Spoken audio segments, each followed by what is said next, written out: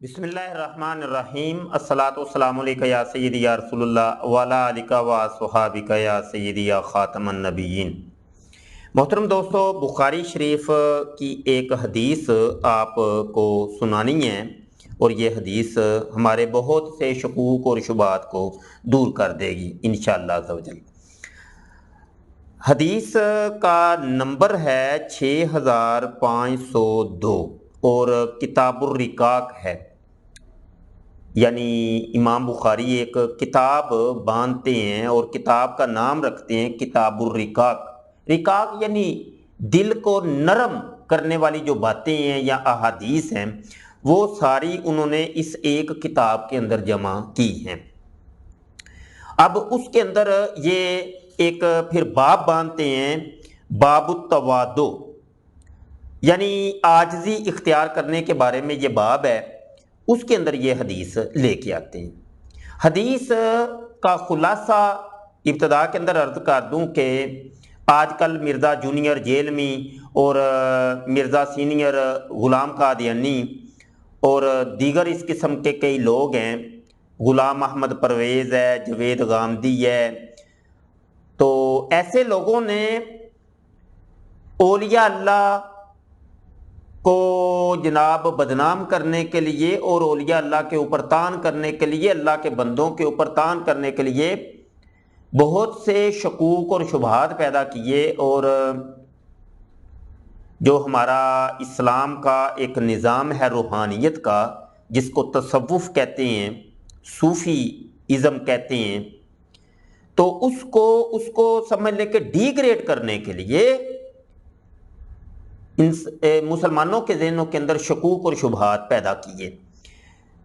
اب ہو کیا رہا ہے کہ جو اسلام کی ہماری روح ہے وہ ختم ہوتی دکھائی دے رہی ہے، یعنی وہ ایک شعر بھی ہے نا کہ یہ فاقہ کش جو موت سے ڈرتا نہیں ذرا، روح محمدی اس کے بدن سے نکال دو۔ تو یہ روح محمدی ہے کہ اسلام کا جو روحانیت کا نظام ہے، اور آپ دیکھیے سورہ البقرہ کی ابتدا کے اندر ہی اللہ فرماتا ہے کہ یہ جو کتاب ہے یہ متقین کے لیے ہدایت ہے، ہدن للمتقین۔ آگے جا کے کیا فرماتا ہے متقین کون ہے؟ ان کی پہلی علامت یہ ہے، نشانی یہ ہے کہ الذین یؤمنون بالغیب، جو غیب کے اوپر ایمان لاتے ہیں۔ اور غیب کا دوسرا نام روحانیت ہے، یعنی جو روحانیت کے اوپر، چونکہ روحانیت غیب ہے اور غیب روحانیت ہے، تو غیب سے تعلق رکھنے والی جو بھی چیزیں ہیں وہ ساری روحانیت کے تحت آتی ہیں۔ اس کو اگر آسان لفظوں میں آپ سمجھنا چاہیں تو ایک ہمارا جسم ہے اور جسم کے اندر ایک روح ہے۔ جسم ہمارا ظاہر ہے جو ہمیں نظر آتا ہے، لیکن اس کے اندر ایک روح ہے جو ہمیں نظر نہیں آتی۔ ہمارے فرشتے اللہ پاک نے بٹھائے ہیں سیدھے کاندھے پر، الٹے کاندھے پر، وہ بھی غیب ہے، نظر نہیں آتے۔ تو خلاصہ کلام یہ کہ اسلام کی جو روح ہے وہ ہے جناب صوفیزم، صوفیت۔ تو جو عبادت کے اندر اپنا وقت گزارتے ہیں، اللہ رسول کے فرمان کے اوپر عمل کرتے ہیں، تابع داری کرتے ہیں، سر جھکا دیتے ہیں اللہ رسول کے آگے، تو اس کو صوفی کہتے ہیں، اور اس پورے نظام کو صوفی ازم کہتے ہیں۔ تو مختلف ناموں سے لوگ جانتے ہیں۔ اب آتے ہیں اس حدیث کی جانب۔ اس حدیث کے اندر ہمارے تمام شکوک و شبہات دور ہو جاتے ہیں۔ آج کی نشست کے اندر میں صرف یہ ایک حدیث پاک بیان کروں گا، اور اس کے متعلقہ کچھ اور بھی قرآن کی آیات اور احادیث ہیں، وہ انشاءاللہ بعد ازیں بیان کی جائیں گی انشاءاللہ۔ سماعت کیجئے جی۔ فرماتے ہیں کہ ان ابی ہریرہ، حضرت ابو ہریرہ رضی اللہ عنہ سے یہ حدیث مروی ہے، قال رسول اللہ صلی اللہ علیہ وآلہ وسلم، کہ اللہ کے رسول صلی اللہ علیہ وسلم نے ارشاد فرمایا کہ ان اللہ تعالی قال، کہ اللہ کے رسول فرماتے ہیں کہ اللہ نے ارشاد فرمایا ہے۔ بے شک اللہ نے ارشاد فرمایا،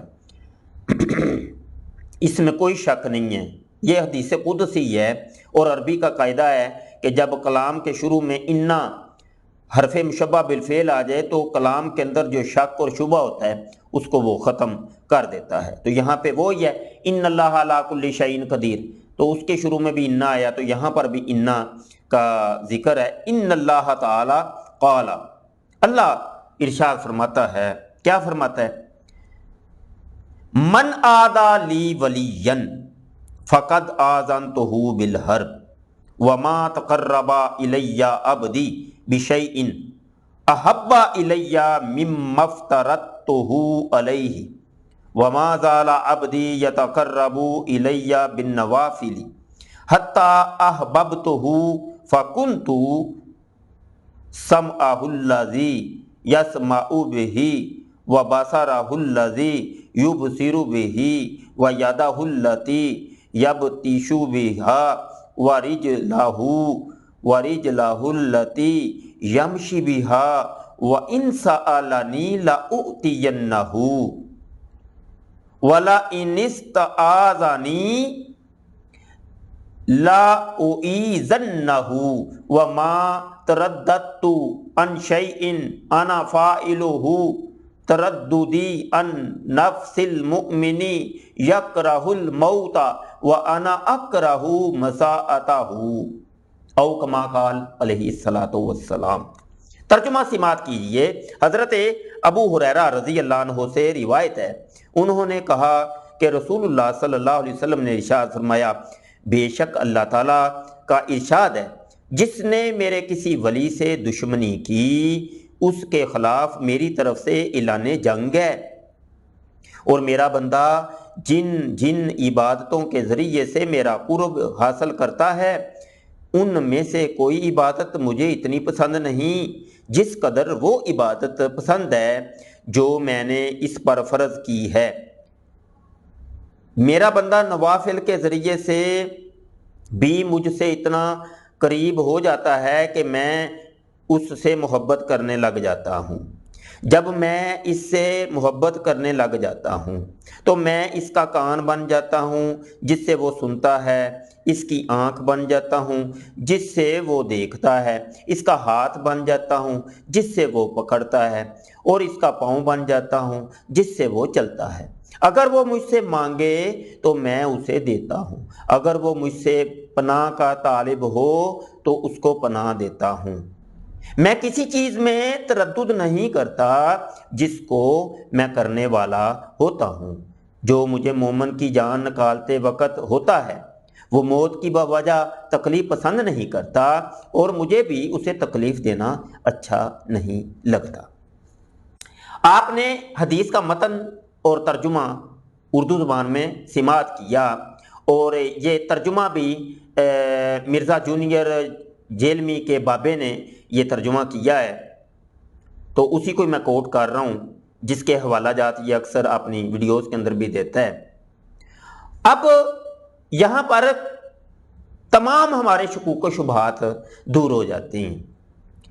یہاں سے جو ہمیں نتیجہ ملا ہے وہ نتیجہ کیا ہے؟ ایک بات تو یہ کہ اولیاء اللہ برحق ہیں، اللہ کے کچھ بندے ایسے ہیں جو اللہ کو بڑے عزیز ہیں، جن کو ولی اللہ کہتے ہیں، مرزا جونیئر جیلمی بابا کہتا ہے۔ ایک بات تو یہ کلیئر ہو گئی۔ دوسری بات یہ کہ ولی اللہ سے جو دشمنی رکھتا ہے اس سے اللہ پاک دشمنی رکھتا ہے، اللہ اس کے ساتھ اعلان جنگ کرتا ہے۔ اللہ نے خود فرما دیا میں اس کے ساتھ اعلان جنگ کرتا ہوں۔ یہ پتا چلا کہ اللہ کے ولی کے ساتھ ہم نے دشمنی رکھنی نہیں ہے۔ رتی برابر بھی اس کی تنقیص، اس کی تذلیل کا ہم سوچ بھی نہیں سکتے، یہ سوچنا بھی گناہ ہے۔ ایک چیز تو یہ پتا چلی، اگر ہم نے سوچا بھی، اس کے بارے میں پلاننگ کی، ابھی عملی طور پہ نہیں کیا، عملی طور پہ کوئی ویڈیو نہیں بنائی، کوئی جناب کسی ولی اللہ کے اوپر ہم نے کوئی ایسا بظاہر تان نہیں کیا، ابھی صرف سوچا ہے، پلاننگ کی ہے کہ میں ایسا کروں گا، اس کے اوپر بھی اللہ پکڑ کرے گا، کیونکہ اعلان جنگ ہو چکا ہے اللہ کی طرف سے۔ ایک بات یہ ہمیں یہاں سے پتہ چلی۔ اگلی بات یہ بھی پتہ چلی کہ وہ جو اللہ کا بندہ ہوتا ہے، جو ولی اللہ ہوتا ہے، جس کو بابا مرزا جونیئر جیل میں کہتا ہے، تو وہ جو بابا ہوتا ہے وہ نوافل ادا کرتا ہے، نوافل کی کثرت کرتا ہے۔ فرض عبادت تو اس کے اوپر ہے، اس نے فرض تو ادا کرنا ہی کرنا ہے، لیکن ساتھ ساتھ وہ نوافل کے ذریعے سے اللہ کا تقرب اختیار کرتا ہے۔ ظہر کی نماز جب وہ پڑھتا ہے، وہ صرف جناب 4 فرضوں کے اوپر جناب نماز ختم نہیں کر دیتا، بلکہ وہ 4 سنتیں قبلیہ بھی پڑھتا ہے، 2 سنتیں بعدیہ بھی پڑھتا ہے، پھر 2 نوافل بھی پڑھتا ہے، 12 رکعتیں پوری کرتا ہے۔ اسی طریقے سے 8 رکعتیں عصر کی مکمل کرتا ہے، مغرب کی 7 مکمل کرتا ہے، عشاء کی 17 رکعتیں مکمل کرتا ہے، اور فجر کی 4 رکعتیں وہ مکمل کرتا ہے۔ نوافل کے ذریعے سے وہ تقرب اختیار کرتا ہے۔ اس پر بھی وہ بس نہیں کرتا ہے، راتوں کو وہ جاگتا ہے، تہجد بلا ناغہ پڑھتا ہے، کیونکہ وہ اللہ کا کے تقرب میں جا رہا ہوتا ہے، اللہ کی قربت میں جا رہا ہوتا ہے، اللہ اس کو پسند کرنا شروع کر دیتا ہے۔ یہاں تک کہ وہ نوافل ادا کر کر کے پوری زندگی، فرائض کے علاوہ کی بات ہو رہی ہے، فرائض تو اس کے اوپر فرض ہے، اس نے کرنا ہی کرنا ہے، لیکن فرائض کے علاوہ وہ نفلی باتیں اتنی کثرت سے کرتا ہے کہ اللہ کے قرب میں چلا جاتا ہے، اور وہ ولی اللہ بن جاتا ہے، اللہ کا دوست بن جاتا ہے۔ پھر اس اللہ کے ولی کو اللہ کہتا ہے کہ یہ مجھے اتنا پسند ہے، اتنا پسند ہے کہ اب اس کے تمام زندگی کے افعال کے اندر میں اپنی رحمت کا نزول کرتا ہوں اور اس کی مدد کرتا ہوں، میں اس کا مددگار پھر بن جاتا ہوں۔ یہاں تک کہ یہ جو بولتا ہے جس منہ سے، اس کی زبان میں بن جاتا ہوں، یہ خود نہیں بول رہا ہوتا، پیچھے میری طاقت اور نصرت ہوتی ہے، وہ شامل حال ہوتی ہے۔ اس کے کان میں بن جاتا ہوں جس سے یہ سنتا ہے، یہ کان پھر اس کے نہیں ہوتے، اس کی سماعت یہ اس کی نہیں ہوتی، یہ سماعت الہیہ ہوتی ہے۔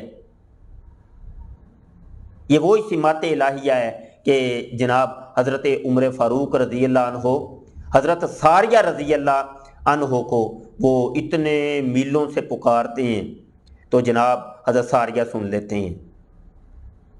اس حدیث کے اوپر میں مفصل گفتگو بعد میں کروں گا، ابھی میں صرف اس ایک حدیث پر رہنا چاہتا ہوں، اس پر بہت سا کلام کیا جا سکتا ہے، میں اس کی ٹانگیں بن جاتا ہوں جس سے وہ چلتا ہے۔ ہمارے اولیاء اللہ کے کئی واقعات ایسے ملتے ہیں کہ جناب وہ ایک نماز تو مکے میں پڑھتے ہیں تو دوسری نماز وہ مدینے میں پڑھتے ہیں، ایک نماز وہ بغداد میں پڑھتے ہیں تو دوسری مدینہ شریف میں پڑھ رہے ہوتے ہیں۔ بظاہر یہ ہمیں کچھ ایسا محسوس ہوتا ہے کہ یار یہ ظاہری طور پہ ایسا نہیں ہو سکتا، کیونکہ مادیت کا دور ہے، شکوک و شبہات شیطان ڈالتا ہے، اور شیطان کے نمائندے کچھ ڈاکٹر، پروفیسر، انجینئر ڈالتے ہیں، کیونکہ اس نے فرما دیا تھا یوسوسو فی صدور الناس من الجنۃ والناس، لوگوں میں سے بھی کچھ ایسے ہیں جو شکوک اور شبہات پیدا کرتے ہیں۔ تو شیطان پوری کوشش کرتا ہے کہ اولیاء اللہ سے بازن کر دے، لیکن ایسے دلائل ہمیں قرآن اور حدیث میں جا بجا ملتے ہیں، اور شیطان اس کی طرف پھرانے بھی نہیں دیتا، مادیت کا لوگوں کو پھر قائل کرتا ہے، مادیت کی دلائل فراہم کرتا ہے، روحانیت سے بازن کرتا ہے، وہ روحانیت اور غیب کی طرف آنے نہیں دیتا۔ یہ شیطان کا اصل میں کام ہے۔ تو یہاں پہ دیکھیے، آگے بڑھتے ہیں، تو وہ جب قربت اختیار کر لیتا ہے اللہ پاک کی، تو وہ اس کے کان بن جاتا ہے جس سے وہ سنتا ہے، وہ اس کی آنکھ بن جاتا ہے جس سے وہ دیکھتا ہے، وہ اس کے ہاتھ بن جاتا ہے جس سے وہ پکڑتا ہے۔ حضرت یہاں پہ مجھے یاد آ گیا، حضرت غالباً غوث پاک کا واقعہ ہے یا کسی اور بزرگ کا ہے، تو ان کا مرید ڈوب رہا ہوتا ہے تو وہ پکارتا ہے اپنے شیخ کو، تو شیخ کو جب پکارتا ہے تو وہ بزرگ اس کو ایسے نکالتے ہیں پانی سے، تو جب وہ نکالتے ہیں تو اس وقت وہ جو شیخ ہوتے ہیں وہ اپنے مریدوں کے ہاں بیٹھے ہوتے ہیں، ان کا ہاتھ ایک دم تر ہو جاتا ہے، پانی ٹپکنا شروع ہو جاتا ہے، تو مریدین پوچھتے ہیں کہ حضرت یہ پانی کہاں سے آ گیا، آپ کے پاس تو اس ٹائم کوئی پانی نہیں ہے، تو وہ پھر فرماتے ہیں کہ ایک میرا مرید ڈوب رہا تھا تو میں اس کی بچت کر کے آیا ہوں، اس کو نکال کے آیا ہوں۔ یہ ہے وہ اصل میں میں اس کے ہاتھ بن جاتا ہوں جس سے وہ پکڑتا ہے. تو اس کو کرامت سے پھر تعبیر کرتے ہیں. کرامت ہوتی بھی وہی ہے کہ جو عقلی طور پہ نامنظور ہوتی ہے، عقل نہیں مانتی، عقل کہتی ہے کہ نہیں یہ تو ہو ہی نہیں سکتا. انسانی طاقت اور بساط میں بظاہر وہ چیز نہیں ہوتی. کرامت کیسے بھی اسی کو ہیں جو کسی ولی اللہ کے ہاتھ سے اس کا صدور ہوتا ہے. وہ کیوں نہ صدور ہو، کیونکہ اس کے ہاتھ وہ بن چکا ہے اللہ پاک خود. تو اللہ کی طاقت کا کوئی اندازہ کر سکتے ہیں آپ؟ اللہ جب خود کہہ رہا ہے کہ میں اس کے ہاتھ بن رہا ہوں، تو کیا اللہ پھر جب وہ بندے سے پھر وہ چھوٹے چھوٹے کام ہوں گے؟ کیا یہ چیز ادھر سے پکڑی تو ادھر رکھ دی، کیا وہ یہ کام ہوں گے؟ ہاتھ وہ اللہ بن رہا ہے، وہ طاقت اللہ کی شامل حال ہے، تو کہ چھوٹے چھوٹے کام ہوں گے؟ پھر بڑے بڑے کام ہوں گے، ایسے کام ہوں گے کہ جو عقل میں آتے بھی نہیں ہیں. اچھا جی آگے بڑھتے ہیں. میں اس کا پاؤں بن جاتا ہوں جس سے وہ چلتا ہے. آگے جو الفاظ ہیں یہ بڑے کمال کے. اللہ فرماتا ہے کہ وَإِن سَأَلَنِي لَأُعْطِيَنَّهُ، اگر وہ مجھ سے کبھی کوئی سوال کر لیتا ہے تو میں پھر اس کو دیتا ہی دیتا ہوں، ضرور دیتا ہوں. گرامیٹیکلی اگر آپ دیکھیں تو یہاں لَأُعْطِيَنَّ یہ لام تاکید بنون تاکید ثقیلہ ہے. آپ کے سمجھانے کے لیے میں یہاں پہ یہ عرض کروں گا کہ 100% تاکید ہے. میں یہ کام کرتا ہی کرتا ہوں، اس میں کوئی شک شبہ نہیں. کیوں کہ اس نے سوال کر لی. ان سألنی، اگر یہ مجھ سے سوال کر لے یہ اللہ کا بندہ اللہ کا ولی، تو میں اس کو دیتا ہی دیتا ہوں. موت کو وہ برا سمجھتا ہے، وہ کہتا ہے کہ یہ مجھے تکلیف ہوگی. اللہ کہتا ہے مجھے بھی اس کو پھر سخت موت دیتے ہوئے حیا آتی ہے. تو یہ ایک حدیث ہمارے تمام شکوک و شبہات کو دور کر دیتی ہے. اولیاء اللہ کی کتابوں کے اندر ہمیں جو کچھ ملتا ہے، کشف المحجوب شریف ہے، تذکرۃ الاولیاء پڑھیے، اور دیگر بہت سی کتابیں، احیاء العلوم میں دیگر کتابیں لکھی گئی ہیں، آپ لازمی پڑھیں. کیونکہ ان کو پڑھنا اس اعتبار سے بھی ضروری ہے کہ سورہ فاتحہ کے اندر اگر ہم جاتے ہیں تو 5 ٹائم اللہ پاک ہمارے منہ سے کہلواتا ہے کہ ان بابوں، ان بزرگوں، ان اولیاء اللہ کی سیرت اور کردار کی دعا کیا کرو کہ ان کی گزاری ہوئی زندگی ہمیں مل جائے. وہ کون سی آیت ہے؟ فرمایا اہدنا الصراط المستقیم صراط الذین انعمت علیہم، رستہ ان لوگوں کا، یہ صراط مستقیم سیدھا رستہ ان لوگوں کا جن پر تیرا انعام ہوا. انعمت علیہم، اور یہ انعام کن کے اوپر ہوا؟ وہ کون ہیں؟ علیہم. ہم ضمیر کا مرجع کون ہے؟ یہ بابے ہیں، یہ بزرگ ہیں، یہ اولیاء اللہ. یہ آپ کے جتنے پیچھے گزرے اللہ کے بندے، نیک بندے، ان کی علامتیں بھی یہاں پہ ذکر ہو گئی نا. نوافل وہ پڑھتے ہیں، تقوی پر پرہیزگاری اختیار کرتے ہیں، تو ان کی سیرت اور کردار پر عمل کرنا ہمارے لیے ضروری ہے. وہ مشعل راہ ہے، اور اللہ 5 ٹائم ہم سے ہمارے منہ سے کہلواتا ہے یہ دعا کیا کرو. بس یہاں پہ بات ختم کرتے ہیں. گفتگو اس کے اوپر بہت ہو سکتی ہے، سمجھنے کے لیے تو ایک چیز بھی کافی ہے، اور اعتراض کرنے کے لیے تو وہ پھر شیطان ہے، وہ طرح طرح کے اعتراضات پیدا کرے گا، طرح طرح کے شکوک اور شبہات آپ کے ذہن میں لائے گا، ضرور لائے گا. اس سے چھٹکارا نہیں ہے. شکوک و شبہات تو آنے ہی آنے. اس کو جب دھتکارا گیا تھا، اس کو نکالا گیا تھا، تو وہ تو وعدہ کر کے آیا تھا. اس نے کہا میں اب تیرے بندوں کو چین سے رہنے نہیں دوں گا، میں شکوک اور شبہات پیدا کروں گا، تیری راہ سے ہٹاؤں گا اور تیرے بندوں سے دور کروں گا. حالانکہ وہ دیکھے وہ وہاب کو مانتا تھا. اس نے کہا وہاب میں تجھے مانتا ہوں، تجھے سجدہ کروں گا، لیکن تیرے ولی کو، تیرے بندے کو، اس بابے کو سجدہ نہیں کروں گا، اس کی عزت اور احترام نہیں کروں گا. ہاں وہ وہابی تو تھا، وہاب کو وہ مانتا تھا، لیکن اللہ کے بندے کو، بابے کو نہیں وہ مانتا تھا. اصل بات تھی کہ اللہ کے بندے کو ماننا ہے، کیونکہ میں نے حکم دی ہے. یہاں پر حدیث کے اندر بھی اس نے حکم دی ہے، حدیث قدسی ہے یہ. اللہ کا بندہ اللہ کو بڑا عزیز ہوتا ہے، اللہ اپنے بندے کو بڑا عزیز رکھتا ہے۔ اگر اللہ کے بندے کو آپ نے نہ ماننا تو پھر چھٹکارا نہیں ہے، پھر وہ ابلیس اور ابلیس کے نمائندوں کے اندر آپ کا شمار ہو جائے گا۔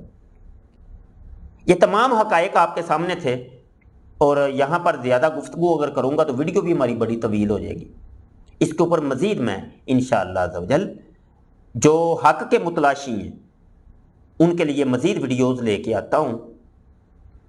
یہ میرا خطاب، یہ میری ویڈیو متلاشیان حق کے لیے ہے، نہ کہ جناب ابلیس کے بندوں کے لیے، ابلیس کے نمائندوں کے لیے یہ میری ویڈیو نہیں ہے۔ یہ میری ویڈیو سے آپ دور ہی رہیں تو بہتر ہے، ٹھیک ہے؟ یہ میرا پیغام مسلمانوں کے لیے ہے، یہ حدیث بھی مسلمانوں کے لیے ہے، یہ اللہ کا پیغام، اللہ کے رسول کا پیغام یہ مسلمانوں کے لیے ہے، اللہ والوں کے لیے ہے۔ وما علینا الا البلاغ۔ السلام علیکم ورحمۃ اللہ وبرکاتہ۔